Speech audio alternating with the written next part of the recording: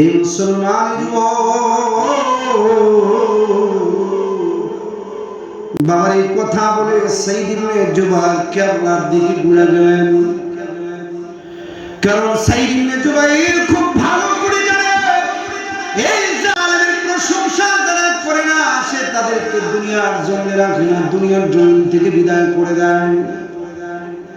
বাবার এই জন্য সাইদ ইবনে জুবাইর কিবলার দিকে ঘুরে পবিত্র কোরআন তেলাওয়াত করতে লাগলেন। ইন্নী ওয়াজ্জাহাতু ওয়াজহিয়া লিল্লাযী ফাতারাস সামাওয়াতি ওয়াল আরদা হানিফান ওয়া মা আনা মিনাল মুশরিকিন। হে মুসলমান ভাই, বাবা সাইদ ইবনে জুবাইর কিবলার দিকে ঘুরে পবিত্র কোরআন তেলাওয়াত করতে লাগলেন।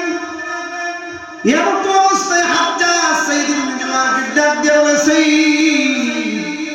তোরে আমি কিবলার দিকে ঘুরে মরতে দিব না। গোলামকে ডাক দিয়ে বলে, গোলাম আরে সাইদের চেহারাটা টান দিয়া কিবলার দিক থেকে ঘুরায় দি। এই মুসলমানের যুবক ভাই সাইদ ইবনে জুবাইর একটা টান দিয়া, গোলাম একটা টান দিয়া সাইদ ইবনে জুবাইরের কিবলা। এবার সাইদ ইবনে জুবাইর পবিত্র কোরআন তেলাওয়াত করতে লাগলেন আর বলতে লাগলেন, জানেন আরে মুমিন বান্দাদেরকে কিবলার দিক থেকে ঘুরাই দিয়ে আল্লাহ থেকে দূরে সরানো যায় না। কথা কোন ঠিক কিনা? মুমিন বান্দাদেরকে কিবলার দিক থেকে ঘুরাই দিলে আল্লাহ থেকে দূরে সরানো যায় না। আরে মুমিন বান্দাকে ডান দিকে ঘুরাইলে আল্লাহ তাকায় থাকে, মুমিন বান্দাকে বাম দিকে ঘুরাইলে আল্লাহ মুমিন বান্দার দিকে তাকায় থাকে, মুমিন বান্দাকে সামনের দিকে ফিরাইলে আল্লাহ তাকায় থাকে, মুমিন বান্দাকে পিছনের দিকে ফিরাইলে আল্লাহ চেয়ে থাকে। ফাইনামা তুওয়াল্লু ফাসাম্মা ওয়াজহুল্লাহ। এ জালিম তুই আমাকে যেদিকে ঘুরাবি ওই দিকে আমার মালিক আমার জন্য দাঁড়ানো আছে। এই মুসলমানের যুবক ভাই এমন তো অবস্থায় হাজ্জাজ গোলামকে ডাক দিয়া বলে, গোলাম আরে সাইদের চেহারাটা টান দিয়া মাটির মধ্যে যাইতা দাও। গোলাম একটা টান দিয়া সাইদের চেহারাটা মাটির মধ্যে যাইতা দাও।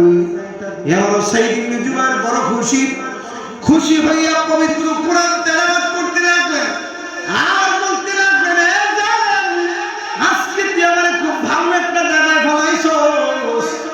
সারাটা জনম সাজদা দিয়া মাওলার কদম বিশ্রাইছিলাম, আজকে আমার সাজদার হালতে মরণ হবে। এই মাটি থেকে আল্লাহ আমাকে বানাইছে, আবার আল্লাহ আমাকে মাটির মধ্যে নিবে। আবার আল্লাহ রাব্বুল আলামিন একটা সময় আমাকে মাটি থেকে উঠাবে। মিনহা খলাকনাকুম ওয়া ফিহা নুঈদুকুম ওয়া মিনহা নুখরিজুকুম তারাতান উখরা। এই জালিম তুই আমাকে ভালো জায়গায় ফলাইছো,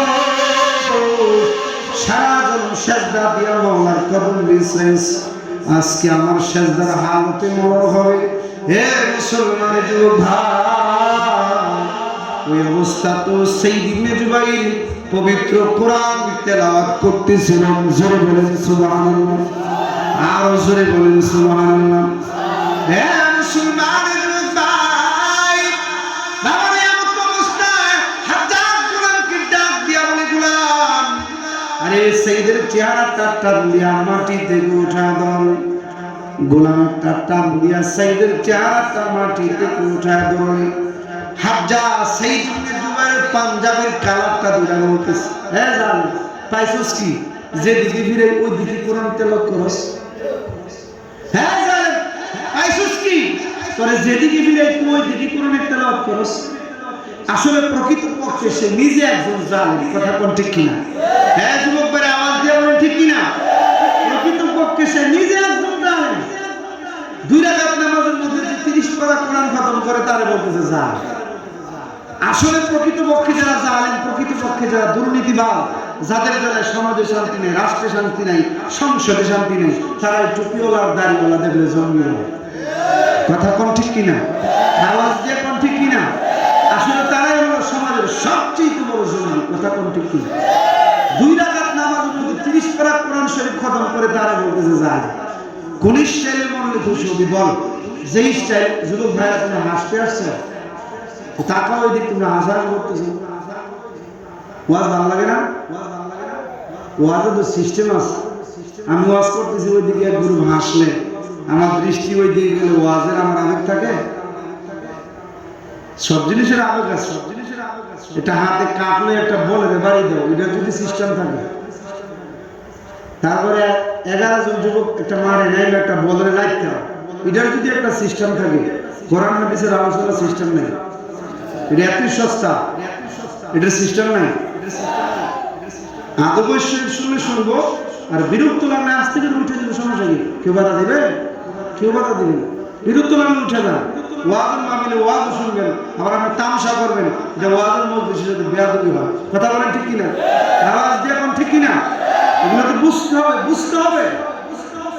বয়স তো মাসাল্লাহ ভাবে দেখা যায় না, রাগ করেন না, কিন্তু আমি আদব শিখি। আমিও একটা এখানে ছোট মানুষ, এখানে আমার পরে কোন এক সময় বড় আল্লাহ এসে বসতে পারে না, বাংলাদেশের সবচেয়ে দামি দামি বক্তা আসতে পারে না, তখন তাদের সামনে এমনটা করলে তারা কষ্ট পাবে না? এই জন্য বিরক্ত হয় না, বুঝাইতেছি।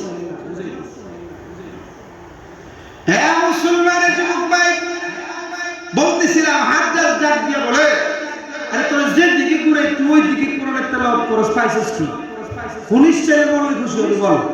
যেই স্টাইলে মরলে খুশি হলি ওই স্টাইলে মর। সাইদ ইবনে জুবাইর ডাক দিয়ে বলে, যা যা তুই তোর মরাটা যেইভাবে পছন্দ করস ওইভাবে মার। কেন?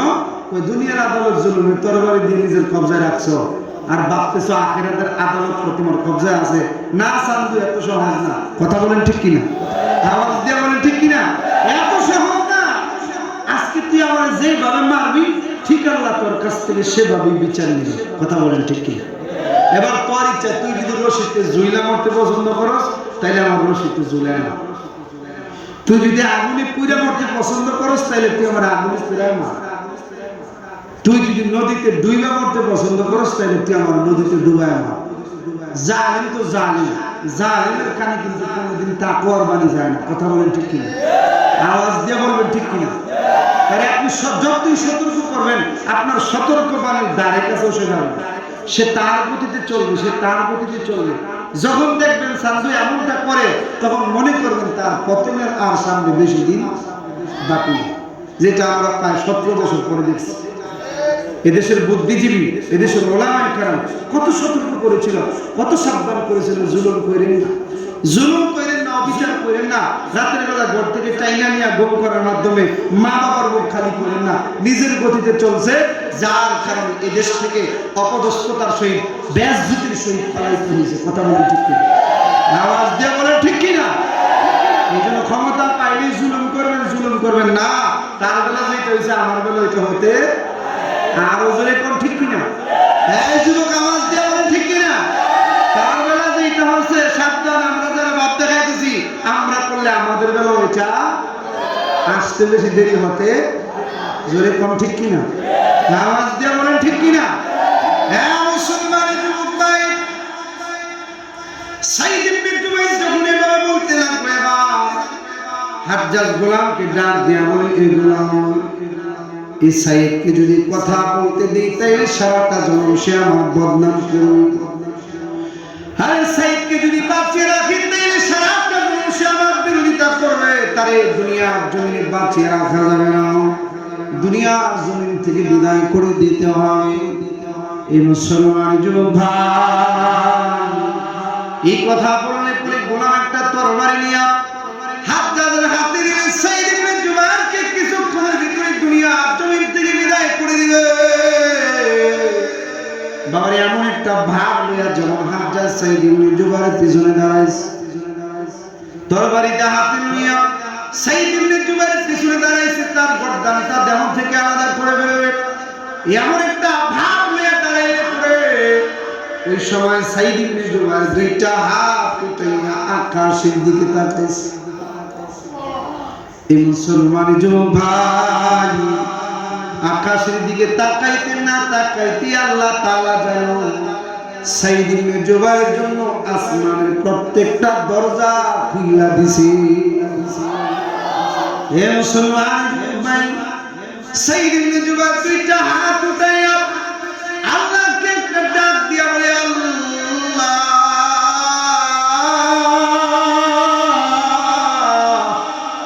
ও পৃথিবীর মালিক আল্লাহ, আমি তোমার কাছে বিচার দিয়া গেলাম, আল্লাহ আমি তোমার কাছে নালিশ দিয়া গেলাম, আল্লাহ আমার পরে পৃথিবীর জমিনে আর কোন নিরপরাধ মানুষের উপর তুমি জালিম রে জুলুম করতে দিও না।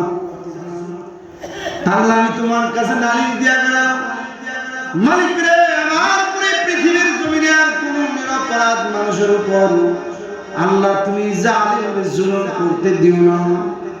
আল্লাহ আমার উপরে যদি জালিমের জুলুম তার শেষ জুলুম হয়, আল্লাহ আমি তোমার কাছে বিচার দিয়া গেলাম, ও মালিক আমি তোমার কাছে নালিশ দিয়া গেলাম।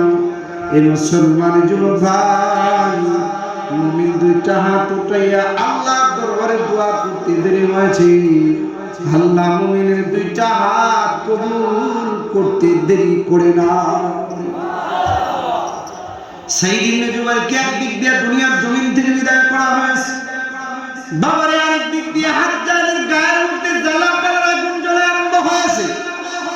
সাইদ ইবনে জুবাইরকে দুনিয়ার জমিন থেকে বিদায় করার পর হাজ্জাজ দুনিয়ার জমিনে 15 দিন জীবিত ছিল।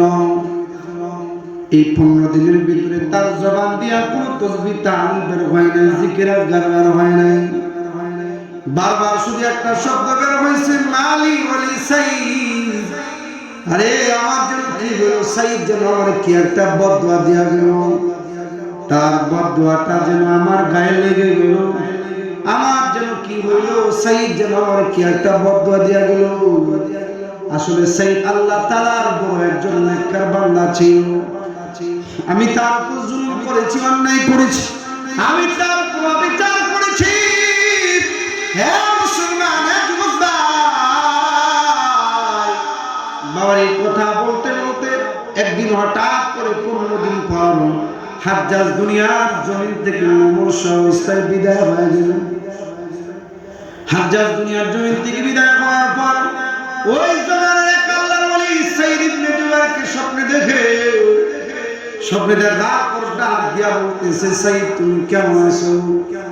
সাইদ ডাক দিয়া বলে, আমি জীবিত আছি, জীবিত আছি, আল্লাহু আকবার, আমি জীবিত আছি, জীবিত আছি। ওয়ালা তাহসাবান্নাল্লাযীনা কুতিলু ফি সাবিলিল্লাহি আমওয়াত, আমি জীবিত আছি, জীবিত আছি।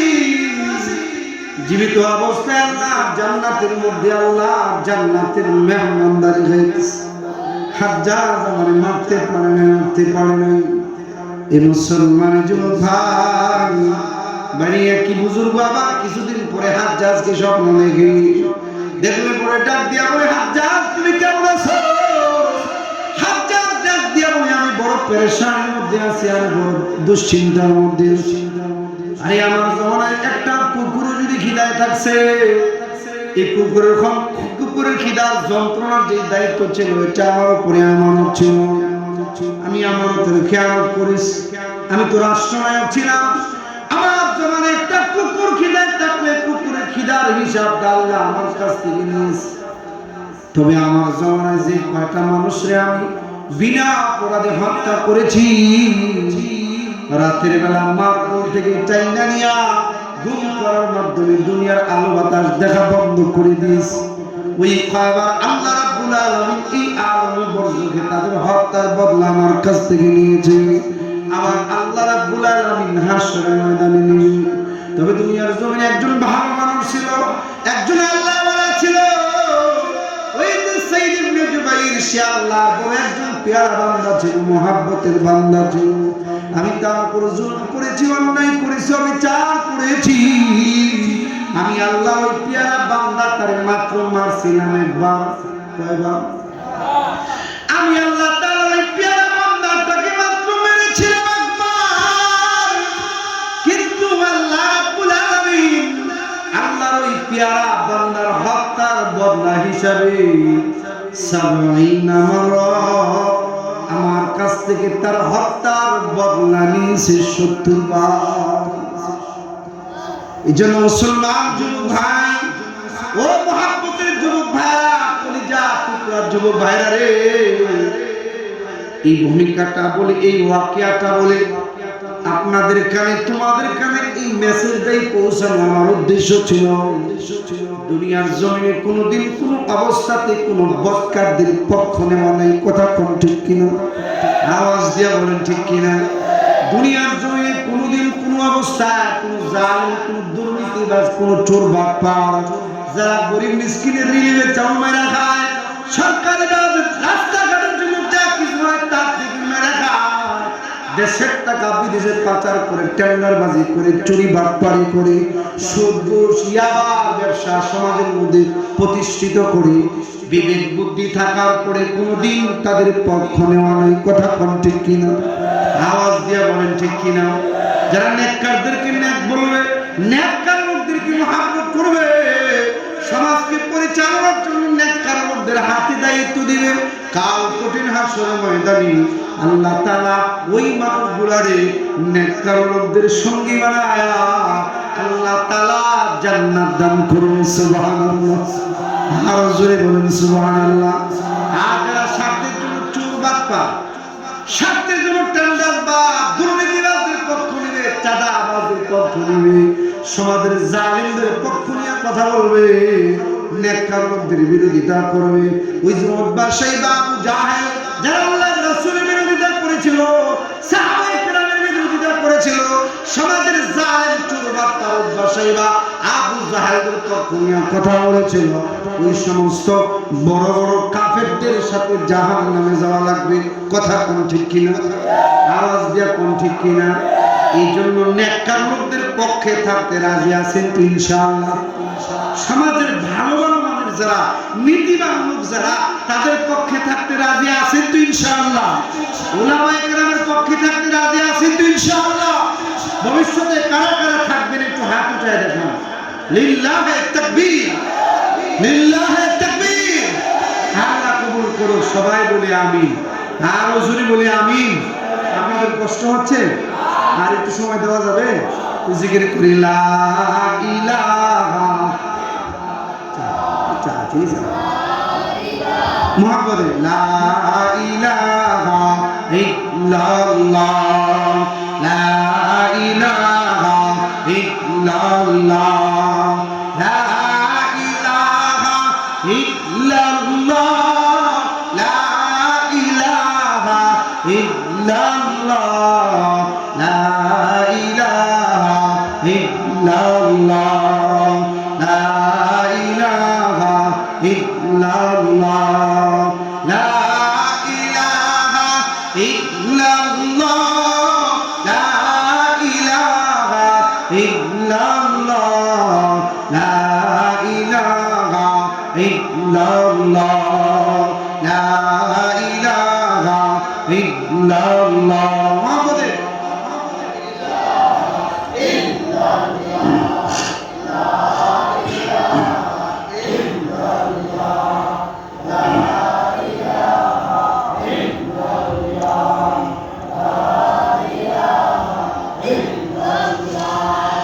লা ইলাহা ইল্লাল্লাহ, লা ইলাহা ইল্লাল্লাহ, লা ইলাহা ইল্লাল্লাহ, লা ইলাহা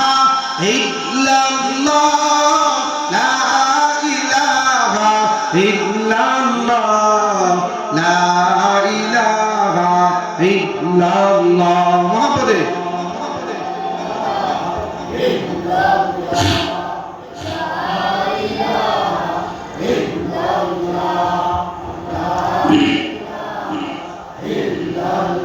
লা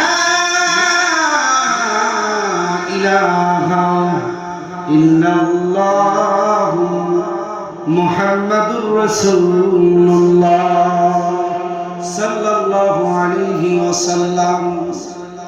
আলহামদুলিল্লাহ বাবা, আমি আপনাদের সামনে, আপনাদের কষ্ট হচ্ছে না তো? 10 থেকে 15 মিনিট সময় দেওয়া যাবে ইনশাআল্লাহ। আমি আপনাদের সামনে সূরাতুল মুমিন থেকে একখানা আয়াত তেলাওয়াত করেছি। আমার পঠিত আয়াতে মহান আল্লাহ বলেন, কদ আফলাহাল মুমিনুন। যুবক ভাইরা একটু খেয়াল করে শুনুন। আমার পঠিত আয়াতে আল্লাহ বলেন, কদ আফলাহাল মুমিনুন, যারা মুমিন, যারা মুসলমান, যারা ঈমানদার তাদের জন্য সফলতা। চিল্লায় বলেন সুবহানাল্লাহ, আরো জোরে বলেন সুবহানাল্লাহ। কোন কাফের, মুশরিক, ইহুদি, নাসারা, বেঈমান যারা আছে তাদের জন্য সফলতার ঘোষণা আছে? নাই। যারা মুমিন, যারা মুসলমান, যারা ঈমানদার তাদের জন্যই আল্লাহ সফলতার ঘোষণা রাখছেন। কথা বলেন ঠিক কিনা? আওয়াজ দিয়া বলেন ঠিক কিনা? তাইলে আমি আপনি যদি তাকাই তাইলে দেখি পৃথিবীর জমিনে সবচেয়ে শ্রেষ্ঠ জাতি হলো যারা ঈমানদার তারা। কথা বলেন ঠিক কিনা? আর জোরে বলেন ঠিক কিনা? আমি শ্রেষ্ঠ, আমার নবী শ্রেষ্ঠ, আমার সব কিছু শ্রেষ্ঠ। আমার দাম কত? আল্লাহ রাসূল বলেন, ও আমার উম্মতেরা তোমরা কি জানো? হে আমার উম্মতেরা তোমরা কি জানো একজন ঈমানদারের দাম, একজন মুসলমানের দাম, একজন ঈমানওয়ালা মুমিনের দাম কত? একজন মুসলমানের দাম, একজন ঈমানদারের দাম, এই আসমান জমিনের মধ্যে যা কিছু আছে সবচেয়ে আল্লাহর দরবারে একজন ঈমানদারের দাম অনেক বড়। কথা কোন ঠিক কিনা? আওয়াজ দিয়ে বলেন ঠিক কিনা? একজন মুসলমানের দাম অনেক বড়। হ্যাঁ মুসলমান, হযরত ইবনে ওমর রাদিয়াল্লাহু তাআলা আনহু কাবা শরীফের দিকে এভাবে লক্ষ্য করে বলে, হে কাবা, তোমার কতই না সম্মান, তোমার কতই না ইজ্জত। মা আযমুকা ওয়া আযমু হুরমাতুকা। কাবা, হে কাবা, তোমার কতই না সম্মান, তোমার কতই না ইজ্জত, তোমার কতই না দাম। কাবারে তুমি কি জানো একজন ঈমানওয়ালা, একজন মুসলমান, একজন কালেমাওয়ালার দাম কত? একজন মুসলমানের দাম, একজন ঈমানওয়ালার দাম, একজন মুমিনের দাম তুমি কাবার চাইতে আল্লাহর দরবারে অনেক বড়। জোরে বলেন সুবহানাল্লাহ, একটু আওয়াজ দিয়ে বলেন সুবহানাল্লাহ। এই জন্য মুসলমানের দাম আছে না নাই? মুসলমানরা অন্যান্য জাতির চাইতে শ্রেষ্ঠ না? আরো জোরে বলেন শ্রেষ্ঠ না? মুসলমান অন্যান্য জাতির চাইতে অনেক শ্রেষ্ঠ। কথা কোন ঠিক কিনা? আওয়াজ দিয়ে বলেন ঠিক কিনা? হ্যাঁ মুসলমানের যুবক ভাই, ভাই একটু খেয়াল করে দেখেন, আল্লাহ রাব্বুল আলামিন মুসলমানদের ঈমানদারের দামটা এতই রাখছেন যে একজন মুসলমানের জন্য, একজন ঈমানদারের জন্য আল্লাহ তাআলা গোটা পৃথিবীর কাফের মুশরিকদেরকে খাওয়াচ্ছেন। কথা কোন ঠিক কিনা? মুসলমানদের জন্য, ঈমানদারের জন্য আল্লাহ রাব্বুল আলামিন পুরা পৃথিবীর নিজাম আল্লাহ ঠিক রাখছেন। কথা কোন ঠিক কিনা? আওয়াজ দিয়ে বলেন ঠিক কিনা? এ মুসলমানের জন্য এবার খেয়াল করার বিষয়, বাবা আমি আপনি যদি তাকাই সবদিকে শুধু মুসলমানদের শ্রেষ্ঠত্ব আর শ্রেষ্ঠত্ব। কথা বলেন ঠিক কিনা? সবদিকে শুধু মুসলমানের শ্রেষ্ঠত্বের স্লোগান, কিন্তু আজকে মুসলমানের মাঝে শ্রেষ্ঠত্ব নাই। কথা কোন ঠিক কিনা? মুসলমানদের ভিতরে আজকে শান্তি নাই, মুসলমানদের ভিতরে শুধু অশান্তি আর অশান্তি। কথা কোন ঠিক কিনা? আওয়াজ দিয়া বলেন ঠিক কিনা? বাইরে আমরা এক ভাই আরেক ভাইরে দেখলে দিই সালাম, দেখি দেই না? আমরা এক ভাই আরেক ভাইকে দেখলে দিই সালাম। এ মুসলমানের যুবক ভাই, আমার আপনার ধর্মের নাম হচ্ছে ইসলাম, আল্লাহ রাব্বুল আলামিনের জান্নাতের নাম হচ্ছে দারুস সালাম। একটু খেয়াল করে দেখেন, শুধু সালাম সালাম, শুধু শান্তির স্লোগান। কথা কোন ঠিক কিনা? আওয়াজ দিয়া বলেন ঠিক কিনা? কিন্তু আজকে মুসলমানের মাঝে শান্তি নাই। কথা ঠিক কিনা? আপনি পৃথিবীর যে কোনো প্রান্তে আপনি তাকাবেন, মুসলমান যেখানে বসবাস করেছে, মুসলমানরা পৃথিবীর জন্য কাফের মুশরিকদের হাতে প্রতিনিয়ত লাঞ্ছিত হচ্ছে কি হচ্ছে না? আওয়াজ দিয়া বলেন হচ্ছে কি হচ্ছে না? আপনি যদি মায়ানমারের দিকে তাকান, মুসলমান শান্তিতে নাই। আপনি যদি আরাকানের দিকে তাকান, এই যে রোহিঙ্গারা আমাদের দেশে আসলো, তারা আরাকানের মধ্যে শান্তিতে ছিল না। কথা কম ঠিক কিনা? আরো জোরে বলেন ঠিক কিনা? আপনি যদি সিরিয়ার দিকে তাকান, ইরাকের দিকে তাকান, এই মুসলমান পৃথিবীর কোথাও মুসলমান শান্তিতে নাই। জোরে কোন ঠিক কিনা? আপনি যদি আমাদের পার্শ্ববর্তী রাষ্ট্র ভারতের দিকে তাকান, প্রতিনিয়ত মুসলমান না বোন ওই হিন্দুদের হাতে তারা লাঞ্ছিত হচ্ছে। কথা কোন ঠিক কিনা? এই মুসলমানের যুবক ভাইতে এই প্রশ্নের সমাধান কি? এই প্রশ্নের জবাব কি? আমরা যদি তাকাই মুসলমানদের জন্য সব থেকে শুধু শ্রেষ্ঠত্বের স্লোগান, মুসলমানদের জন্য সব থেকে শুধু শ্রেষ্ঠত্ব আর শ্রেষ্ঠত্ব, কিন্তু প্রকৃত অর্থ মুসলমানের ভিতরে অশান্তি আর অশান্তি। জোরে কোন ঠিক কিনা? আওয়াজ দিয়ে বলেন ঠিক কিনা? আসুন আমি আপনি কোরআনকে জিজ্ঞাসা করি, কারণ কোরআন এটা এমন একটা ধর্মীয় গ্রন্থ যে বিষয়ের সমাধান আপনি কোরআনের কাছে চাবেন, চাইতে দেরি হবে। আমাদের ধর্মীয় গ্রন্থ সমাধান দিতে দেরি করে না। কথা কোন ঠিক কিনা? আওয়াজ দিয়ে বলেন ঠিক কিনা? হে মুসলমান ভাই, আমি আপনি যদি কোরআনকে ডাক দিই, আপনি হে কোরআন, আরে তোমার মধ্যে একটু বলা হয়েছে কদ আফলাহাল মুমিনুন। হে কোরআন, তোমার মধ্যে একটু বলা হয়েছে মুসলমানদের জন্য সফলতা, ইমানদারদের জন্য সফলতা, কালেমাওয়ালা যারা তাদের জন্য সফলতা। কিন্তু পৃথিবীর কোথাও মুসলমানের ভিতরে সফলতা নাই। কথা কোন ঠিক কিনা? আওয়াজ দিয়া বলেন ঠিক কিনা?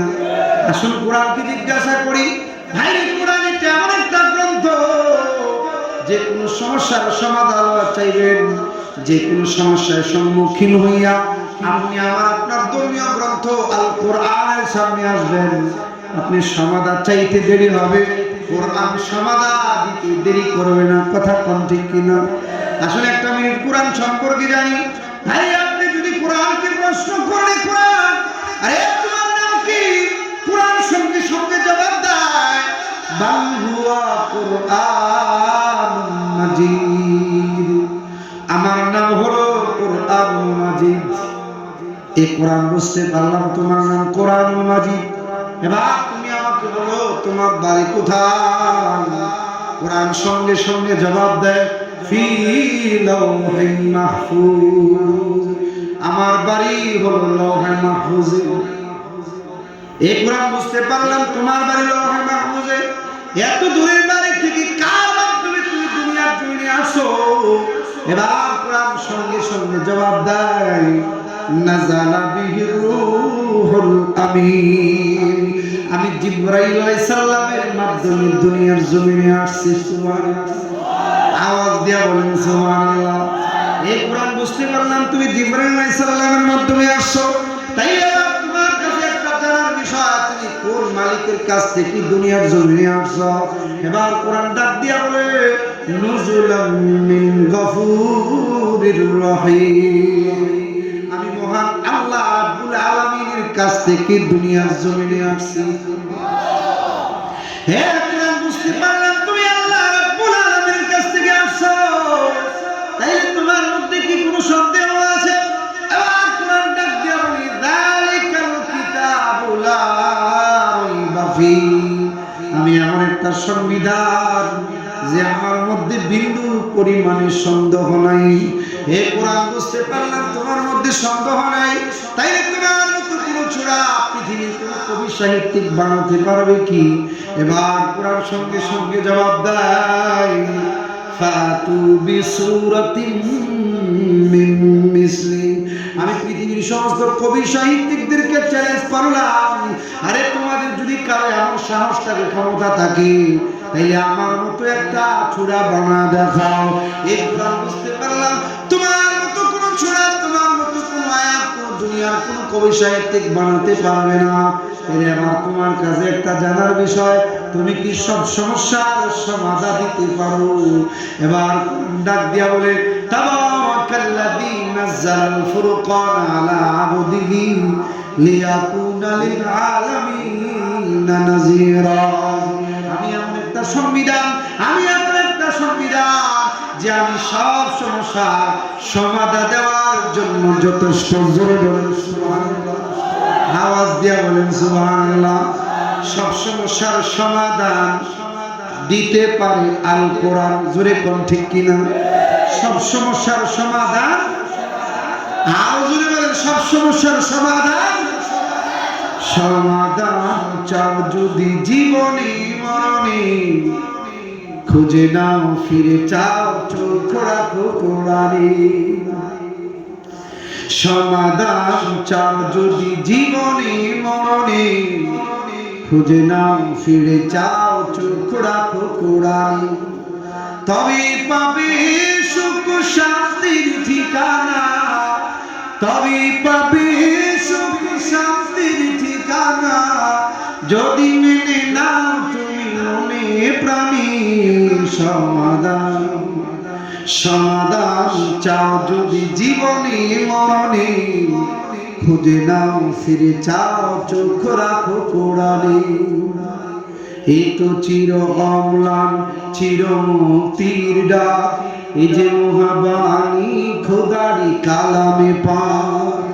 এই দুনিয়ার সেই দুনিয়া, এই দুনিয়ার সেই দুনিয়া, রক্ষা পাবে তুমি দুজানি। সমাধান সমাধান চাও যদি জীবনে মরণে, খুঁজে নাও ফিরে চাও চোখ রাখো কোরআনে। এই বাণী সকলের নয় শুধু মুমিনের, যারা চলবে ফল পাবে কোরআনে। কথা কোন ঠিক কিনা? এই বাণী সকলের নয় শুধু মুমিনের, যারা চলবে ফল পাবে কোরআনে। গড়ে বলো কিবার আসি বলো, গড়ে বলো কিবার আসি বলো, অশান্তি দূর করে শান্তি আমি। কথা ঠিক কিনা? অশান্তি দূর করে শান্তি আমি। সমাধান সমাধান চাও যদি জীবনী মরণে, খুঁজে নাও ফিরে চাও চোখ রাখো কোরআনে। কথা কোন ঠিক কিনা? সব সমস্যার সমাধান, আর জোরে বলেন না, সব সমস্যার সমাধান। আমাদের প্রশ্ন ছিল, হে কোরআন, তোমার মধ্যেই তো বলা হয়েছে কাদ আফলাহাল মুমিনুন, মুসলমানদের জন্য সফলতা, মুসলমানদের জন্য কামিয়াবি, মুসলমান পুরো পৃথিবীর জমিনে রাজ করবে। ইহুদি নাসারারা মুসলমানদের পা চাটবে, কিন্তু আজকে আমরা দেখি সারা পৃথিবীর জমিনে মুসলমানরা ইহুদি খ্রিস্টানদের পা চাটছে, ইহুদি খ্রিস্টানরা মুসলমানদের উপর মাথা ছাড়া দিয়ে মুসলমানরা প্রতিনিয়ত লাঞ্ছিত হচ্ছে, অপমানিত হচ্ছে। কথা বলেন ঠিক কিনা? আর জোরে বলেন ঠিক কিনা? এর সমাধান কি? ও কোরআন, তুমি আমাদেরকে বলার সমাধান কি? হে মুসলমান যুবক ভাই, সূরা বনী ইসরাঈলের মধ্যে এর সমাধান আছে। সূরা বনী ইসরাঈলের মধ্যে এর সমাধান সুন্দরভাবে মুফাসসিরিনে কেরাম উল্লেখ করেছেন। বনী ইসরাঈল জাতি নাম শুনছেন কি শুনেন নাই? বনী ইসরাঈল জাতির নাম শুনেন নাই?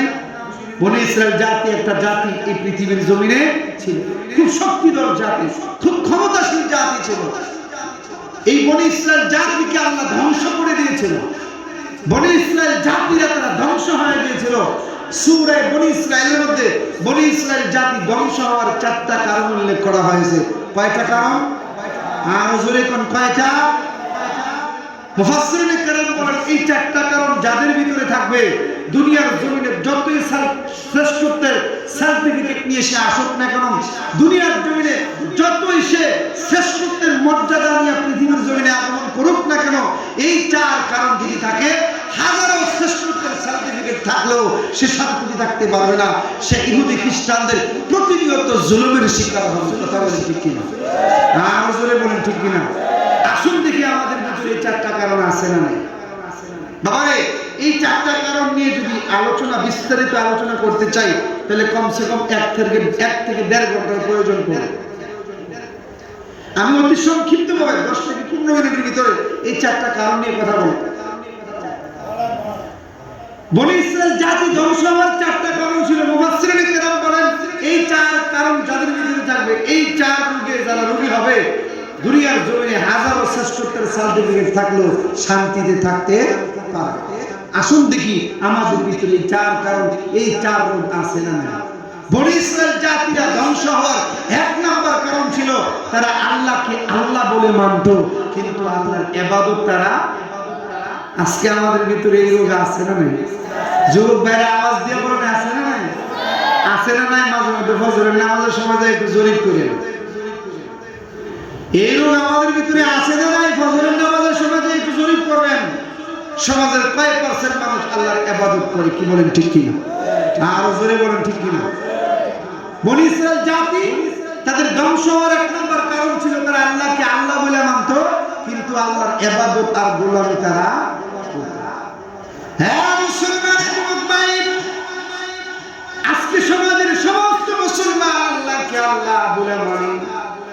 একজন গাঁজাখোরকে প্রশ্ন করলেও সে উত্তর দিবে আমার রব আল্লাহ। একজন সুদখোর ঘুষখোরকে প্রশ্ন করলেও সে বলবে আমার রব আল্লাহ। যে জিনা ব্যভিচার করে পতিতালয়ের মধ্যে থাকে তাকে প্রশ্ন করলে বলবে আমার রব আল্লাহ। কথা কোন ঠিক কিনা? আর জোরে বলেন ঠিক কিনা? কিন্তু ইবাদতের বেলায় আল্লাহর ইবাদতের দ্বারে কাছে অনেক কথা কোন ঠিক কিনা? হে মুসলমান যুবক, কত আল্লাহ রাব্বুল আলামিন আপনার কি দুনিয়ার জন্য পাঠিয়েছিল। আল্লাহ রাব্বুল আলামিন সূরাতুল বাকারার মধ্যে বলেন ইয়া আইয়ুহান নাস উবুদু রাব্বাকুমুল্লাযী খলাকাকুম। হে পৃথিবীর মানুষ আমি আল্লাহ রাব্বুল আলামিন তোমাদেরকে সৃষ্টি করেছি, তোমরা একমাত্র আমি আল্লাহর গোলামি করবে। কথা কোন ঠিক কিনা? আরে আমি আপনি যদি কথাটা বুঝে থাকি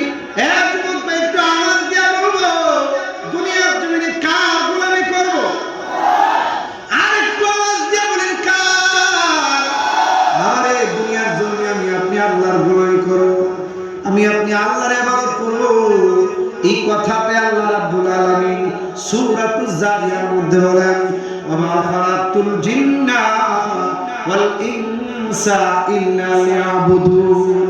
আরে জিন এবং মানব জাতিকে আমি আল্লাহ একমাত্র আমি আল্লাহ আমার গোলামির জন্য বানাইছি। কথা কোন ঠিক কিনা? ইবাদত করব কার? নামাজ দিয়া বলেন কার? হে মুসলমান যুবক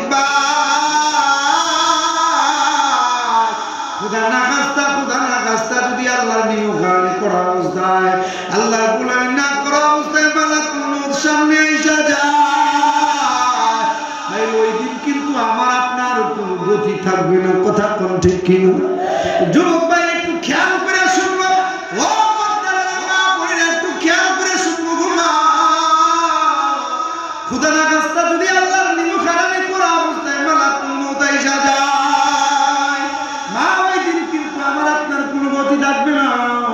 আল্লাহর রাসূল বলেন একজন ফাসিক ফুজ্জার সুদখোর ঘুষখোর বেনামাজি বেপরদাদের মহিলা যখন জান কবজের সময় হবে, ওই নাফরমান ওই বদমাশগুলা তখন স্বপ্নের মতো দেখতে থাকবে আল্লাহর পা দুইটা জমিনের মধ্যে। যুবক ভাই আল্লাহর পা দুইটা জমিনে, আল্লাহর মাথাটা আসমানে, আল্লাহর একটা হাত মাশরিকে আর একটা হাত মাগরিবে। এবং পৃথিবী জোড়া তার শরীরের প্রত্যেকটা পশমের গোড়া দিয়া আগুনের জিহ্বা গুলা পুরা দেখায় বলছে। বিশালাকার দিঘির মতো দুইটা চক্ষু। যুবক ভাই রে, ও মুরব্বি বাবা, ও পর্দার মা বোনেরা খুব খেয়াল করে শুনবো। বিশালাকার দিঘির মতো দুইটা চক্ষু লইয়া যখন আজরাইল নাফরমানের দিকে তাকায় চোখ রাঙাইতে থাকবে, তখন তার আত্মাটা ৩৬০টা মাকামে দৌড়াদৌড়ি করবে, ছোটাছুটি করবে। হে মুসলমান যুবক ভাই, এমন সময় আজরাইল ডাক দিয়া বলবে হে বদমাশ, হে খবীর, সারাটা জীবন আল্লাহর হুকুম থেকে বাইরে রইছিলি, আল্লাহর নামাজের হুকুম করেছে নামাজ পড়স নাই, আল্লাহ রোজা রাখার জন্য আদেশ করেছে রোজা রাখস নাই, আল্লাহ যাকাত দেওয়ার জন্য হজ করার জন্য বলেছে কোনো কিছু খরচ নাই, মদের আড্ডায় জিনার আড্ডায় আবার আড্ডায় সুদ খায়া ঘুষ খায়া পরপুরুষের সাথে বেপরদায় পরনারীরা পরপুরুষের সাথে মজার মজার আলাপ কইরা নিজের মূল্যবান হায়াত নষ্ট করেছ।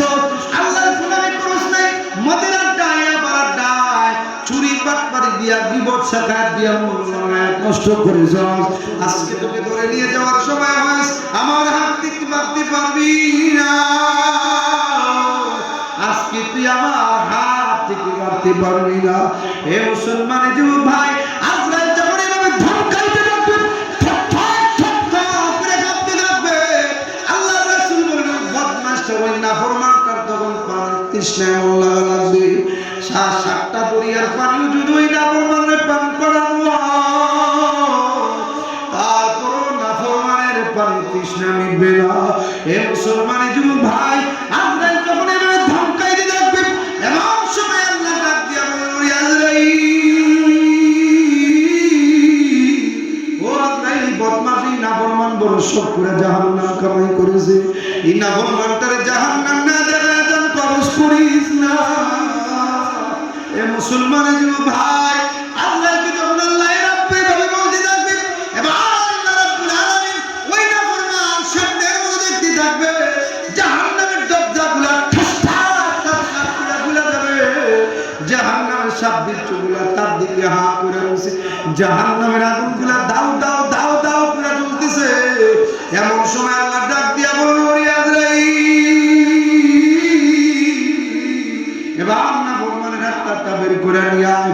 যুবক ভাই এমন কষ্ট দিয়ে আত্মাটা বের করে নিবে, আল্লাহর রাসূল বলেন যখন ওই নাফরমানের আত্মাটা বের করে নিয়ে আসবে, তার কলিজার রগগুলা একটা একটা করে টাইনা টাইনা সিরা হলাবে। এই জন্য মুসলমান যুবক ভাই বাবারে হাতি ধরে বলে যায়, ও পর্দার মা বোনেরা হাতি ধরে বলে যায়, আল্লাহ রাব্বুল আলামিন দুনিয়ার জমিনে পাঠাইছে আল্লাহ তাআলার গোলামি করার জন্য। কথা কোন ঠিক কিনা? আওয়াজ দিয়া বলেন ঠিক কিনা? যদি আমি আপনি আল্লাহর গোলামি না করি, যদি আমি আপনি আল্লাহর ইবাদত না করি, যদিও জাতি শ্রেষ্ঠ, যদিও আশরাফুল মাখলুকাত, কিন্তু শ্রেষ্ঠ হওয়ার পরও আমার আপনার ভিতরে কোনোদিন শান্তি আসবে না। কথা কোন ঠিক কিনা? দুনিয়াতেও না, হাসরের ময়দানেও না। কথা কোন ঠিক কিনা? এই জন্য আল্লাহর গোলামি করা দরকার আছে না নাই? আওয়াজ দিয়া বলেন, গোলামি করব কার? আরো জোরে বলেন কার? মুসলমান যুবক ভাই, আমরা আল্লাহর গোলামি করব, রাজি আছেন তো ইনশাআল্লাহ? আজকে কি আল্লাহর দরবারে একটা প্রতিজ্ঞা করা যাবে? আজকে কি আল্লাহর দরবারে একটা প্রতিজ্ঞা করা যাবে? আমি কথা বলবো না, কে মাগরিবের নামাজ পড়েন নাই হাত উঠান। ভাই আমি কথা বলবো না, কে এশারের নামাজ পড়েন নাই হাত উঠান। যদি আমার কথা বুঝে থাকেন যে আল্লাহর গোলামি করতে হবে, আল্লাহর গোলামি ছাড়া কোনোদিন শান্তিতে থাকা যাবে না, আল্লাহর গোলামি ছাড়া কোনোদিন জান্নাতের মালিক হওয়া যাবে না, এই কথাটা যদি বুঝে থাকেন তাইলে আল্লাহর দরবারে একটা প্রতিজ্ঞা আজকে করবেন যে আমরা ফজর থেকে আর নামাজ ছাড়বো না। রাজি আছেন তো ইনশাআল্লাহ? কারা কারা নামাজ পড়বেন একটু হাত উঠায় দেখান। লিল্লাহি তাকবীর, লিল্লাহি তাকবীর। অনেকে হাত উঠায় নেই মনে নাকি? হাত নামান। যদি নিয়তের মধ্যে কোনো বেজাল থাকে তাহলে নিয়ত পরিবর্তন করেন, কারণ ফজর আসার আগেও মালাকুল মউত আজরাইল আসতে পারে। এত সহজ না।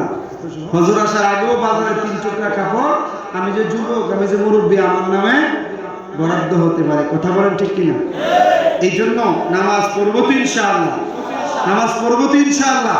তাহলে 1 নম্বর কারণ কি ছিল? যে বনি ইসরাইল জাতি তারা আল্লাহকে আল্লাহ বলে মানত, কিন্তু আল্লাহর ইবাদত, যার কারণে বনি ইসরাইল জাতি ধ্বংস হয়েছে। আজকে আমাদের মধ্যে অনেক মুসলমান আছে যারা আল্লাহকে আল্লাহ বলে মানে, কিন্তু আল্লাহর ইবাদত। এই জন্য আজকে মুসলমানের এই দুর্গতি। আজকে মুসলমানরা প্রতিনিয়ত ইহুদি খ্রিস্টানদের হাতে লাঞ্ছিত হচ্ছে। ঠিক কিনা? অনেক কষ্ট হয়ে যাচ্ছে। যদি আল্লাহ আবার তৌফিক দান করে, আবার কোনদিন সুযোগ দান করে, তাহলে বাকি বিষয়গুলো নিয়ে আলোচনা করার চেষ্টা ইনশাল্লাহ করবো। অনেক রাত হয়ে গেছে তো, অনেক উঠে যাইতেছে। যদি আল্লাহ আবার কোনদিন সুযোগ দান করে, তাহলে মুসলমান জাতির এত শ্রেষ্ঠত্বের স্লোগান থাকার পরও মুসলমান কেন অশান্তিতে? একটা কারণ, এর মধ্যে এক নম্বর কারণ ছিল তারা আল্লাহকে আল্লাহ বলে মানত, কিন্তু আল্লাহর ইবাদত করতো না। আমরা অনেকে আল্লাহকে আল্লাহ বলে মানি, কিন্তু নামাজ পড়ি না। এই জন্য আজকে প্রতিজ্ঞা করছি, ফজর থেকে আর কোনোদিন নামাজ, আল্লাহর ইবাদত আর কোনোদিন ছাড়বো। বাকি বিষয়গুলা যদি আল্লাহ আবার কোনোদিন সুযোগ দান করে, তাহলে আপনাদেরকে আলোচনা করে শোনাবো। আমার